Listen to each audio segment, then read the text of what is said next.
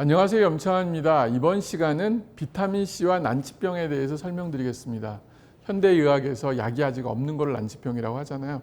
그때 쓸 수 있는 것 중에 하나가 뭐냐? 비타민C입니다.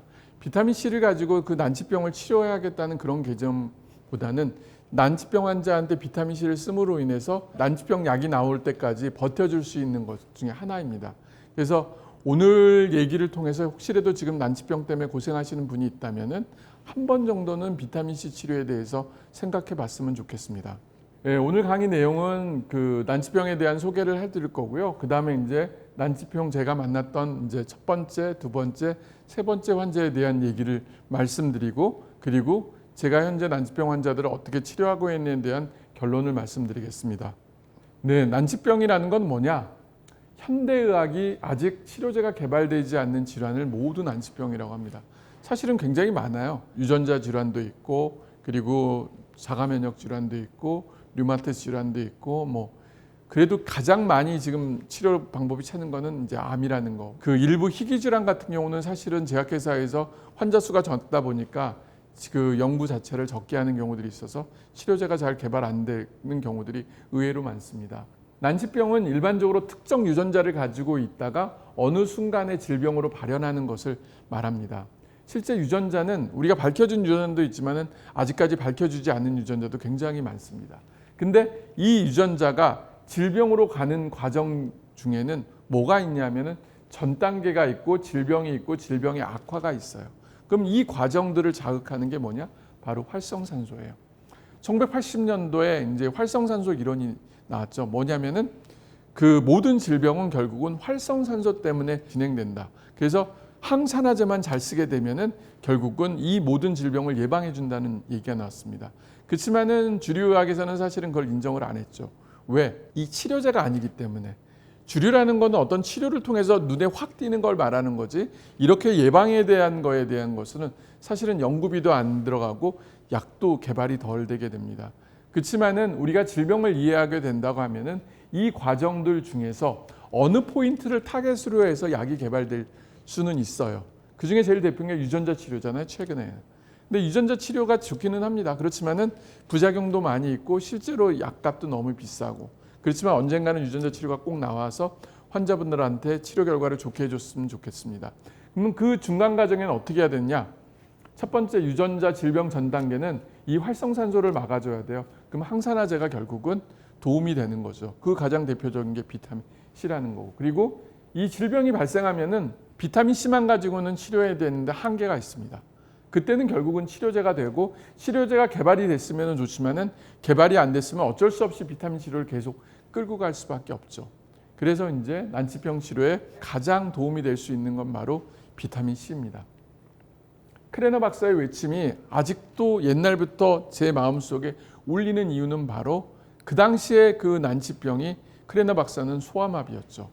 그리고 그 소아마비를 해결했던 거는 사비 박사의 그 소아마비 백신이었지만은 그 전에 그 외침, 크레너 박사가 말했던 것처럼 누구라도 이 소아마비 때문에 걷지 못하는 애들을 위해서 비타민C를 꼭 주라는 말 한마디.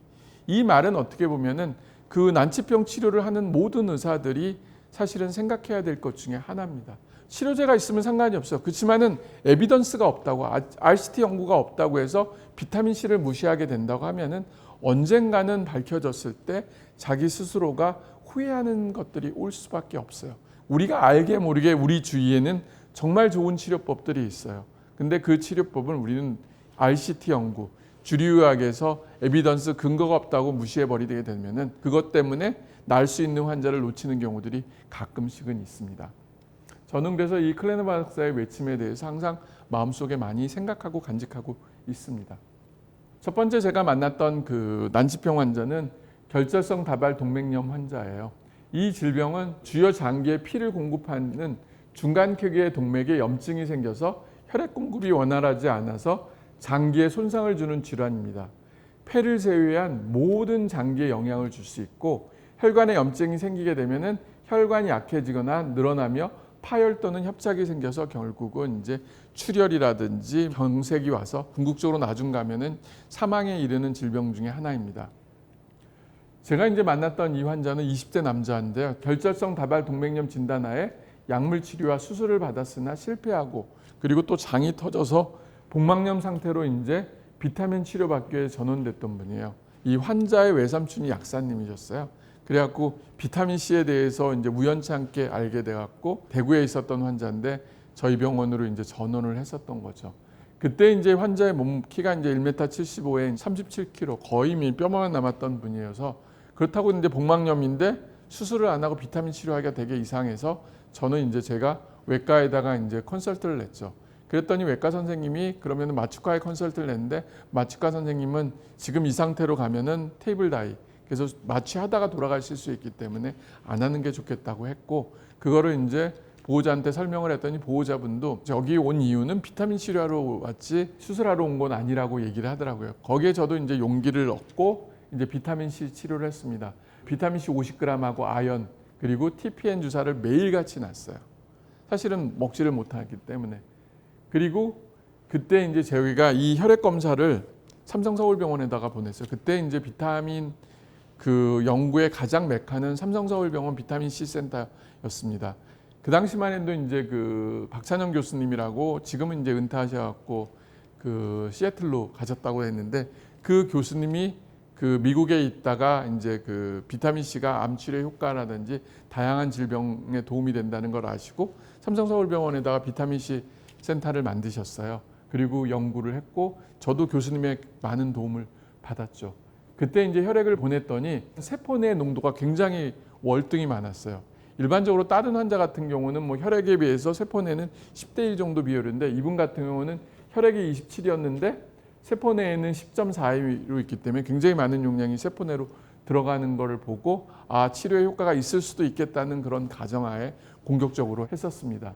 그랬더니 진짜 6개월 만에 이게 좋아졌어요. 좋은 결과를 했고 그 이유 중에 하나는 확실히 유입량이 많았던. 근데 그때만 해도 왜 유입이 많았나는 생각을 못했어요. 나중에 이제 알게 된 건 바로 SBCT2가 많았을 거라는 생각을 하게 됐죠. 그래서 이 사람은 유입이 많이 됐을 거라는 그런 가정을 했었습니다. 그때 신장 쪽을 체크하는데 위에 사진은 이제 6개월 전 사진이고 치료 끝나고 6개월 후의 사진인데 그때만 해도 신장 기능이 제대로 못해 상황이고 밑에 거 보면은 신장에 보면은 혈액들이 잘 가는 게 그림상 보여집니다. 그리고 그 다음 거는 이제 장이에요. 그 장이 터져서 거기에서 이제 내용물들이 계속 하루에 2리터씩 나오고 공기도 이렇게 차 있는 게 보입니다. 그랬던 환자가 정말 6개월 만에 이렇게 기적적으로 이렇게 났어요. 그러면서 이제 완치가 됐던 경우였죠. 이 환자한테 저도 이제 그 놀랬던 것들 중에 이게 일어날 수 있구나 하면서 굉장히 희망을 가졌는데 그 6개월 치료하고 나서 이분이 이제 집으로 갔죠. 그 다음에 몇 년 후에 이제 재발돼서 돌아가셨다고 이제 들었는데 이 환자를 통해서 제가 경험했던 건 뭐냐? 거기서 끝나는 게 아니라 끝나고 나서도 계속적으로 비타민 C를 뭐 매일같이는 못 맞춰도 일주일에 3번 이상은 계속 맞출 수 있는 환경을 만들었어야 되는데 그러지 못했던 게 있지 않았나 하는 생각이 들었습니다. 지금처럼 SBCT2 검사가 되면은 검사를 통해서 이 수송체가 많이 많으니까 비타민 C를 더 적극적으로 계속 해야 된다는 얘기를 해줄 수 있었을 텐데 그러지 못했던 게 참 아쉬움이 남지만은 이 환자를 통해서 다른 환자를 치료할 수 있는 계기는 됐었던 것 같습니다. 그 다음 환자는 이제 혈소판 감소증 환자였는데 이 혈소판 감소증이라는 거는 이유를 몰라요, 사실은. 그럼 비타민 C를 쓰기면 어떤 효과를 보느냐? 이 혈소판의 생존 기간도 이제 잡아줄 수 있는 효과가 있다고 돼 있고 내인성 세로토닌 증가 효과 이런 것들도 있다고 되어 있습니다. 비타민 C는 그 우리 몸에 유전자로 인해서 이런 변화들이 생겼을 때 유전자를 잡아주는 효과가 있어요. 그래서 혈소판이 그 적은 사람들은 올려주는 게 있고 높았던 사람은 떨어뜨려주는 이런 기능들이 있는 거죠. 그래서 이 환자는 45세 여자인데 혈소판 감소증 주소로 내원했어요. 그래서 비타민C 60g을 맞았던 분인데 2021년도 6월부터 1년 동안 매주 투여를 했죠. 처음에 왔을 때는 7만 정도였는데 결국은 1년 지나고 나서 9만 8천 정도로 지나서 치료 끝나고 나서 2년 동안의 이제 휴식기를 가지고 최근에 이제 내원을 했더니 그때 이제 8만 8천으로 떨어졌어요. 그래서 또 이제 혹시 더 떨어질 것 같으니까 다시 비타민 치료를 하기로 했죠. 비타민 치료는 올라갔다고 해서 계속 유지요법을 하지 않으면 어느 순간에 또 떨어질 수 있다는 거. 왜 그러냐면 활성산소로 인해서 내 몸에 있는 세포들이 계속 망가지기 때문에 그렇습니다. 이분은 이제 34세 된 남자 환자인데요.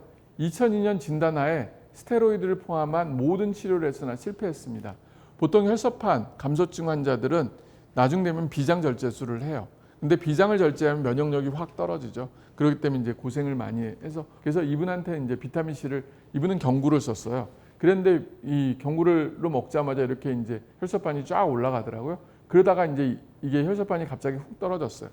왜 그런가 했더니 이분이 증권사 직원이었어요. 이때 증시가 이제 폭락했다고 그러더라고요. 그러면서 이제 담배를 엄청나게 피웠다고 그러더라고요. 아시는 것처럼 담배 한 갑입당 혈액에 있는 비타민C 25mg 정도가 소모가 돼요. 그래서 실제로 어떤 좋은 치료를 하더라도 내 몸의 스트레스만큼은 이기지 못한다는 것을 알게 됐죠. 그러면서 다시 이제 회복되니까 이렇게 올라간 거였습니다. 그래서 지금은 이제 비타민C 먹으면서 잘 유지되고 있다고 들었습니다. 그리고 그 다음 환자는 이제 화폐상습진.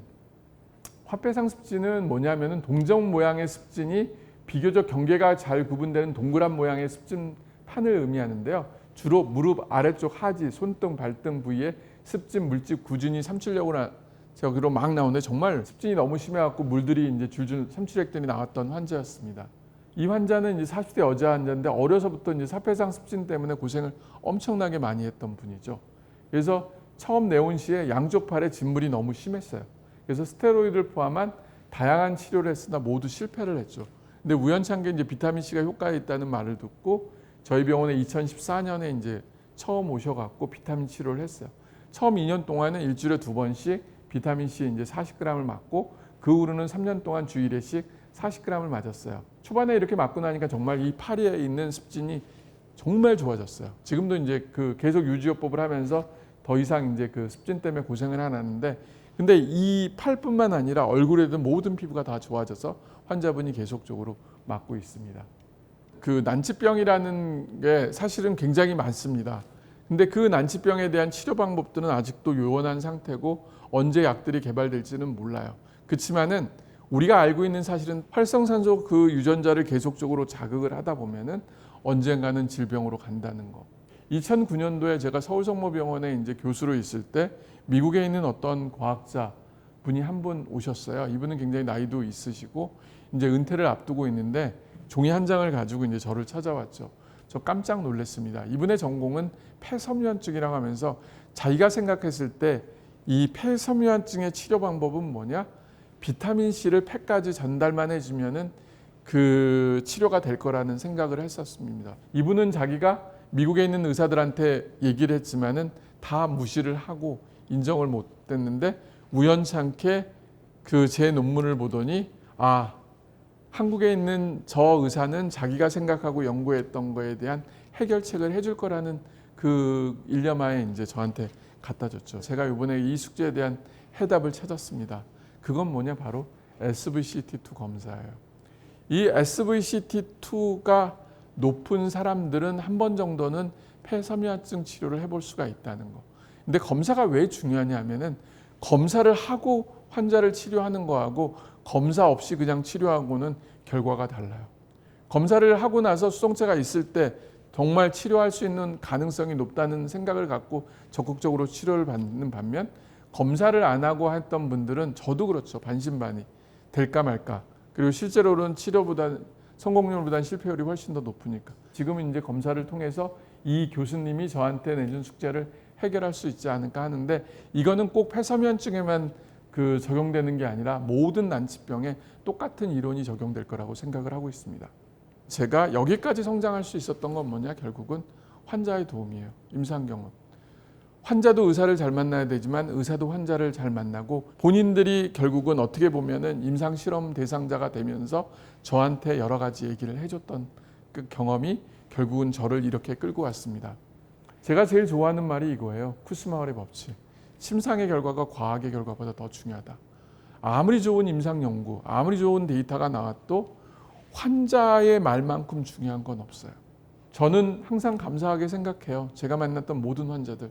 비록 저는 치료를 못했지만은 그분들의 결국은 데이터를 가지고 앞으로 올 환자들에 대해서 제가 치료할 수 있는 가능성을 열어줬고 지금의 이제 이 세상엔 없을지 모르지만 결국은 하늘나라에서 지켜보고 있으면서 미래 환자를 위해서 본인들의 희생이 결코 헛되지 않다고 생각할 거라고 생각을 하고 있습니다. 난치병 치료 어렵습니다. 그리고 힘듭니다. 그렇지만은 한 발 한 발 가다 보면은 언젠가는 치료제가 나올 거라고 저는 생각하고 있고, 그 가는 길에 비타민C가 굉장히 큰 역할을 할 거라고 저는 얘기하고 싶습니다. 네. 오늘 제 강의 내용은 여기까지입니다. 감사합니다.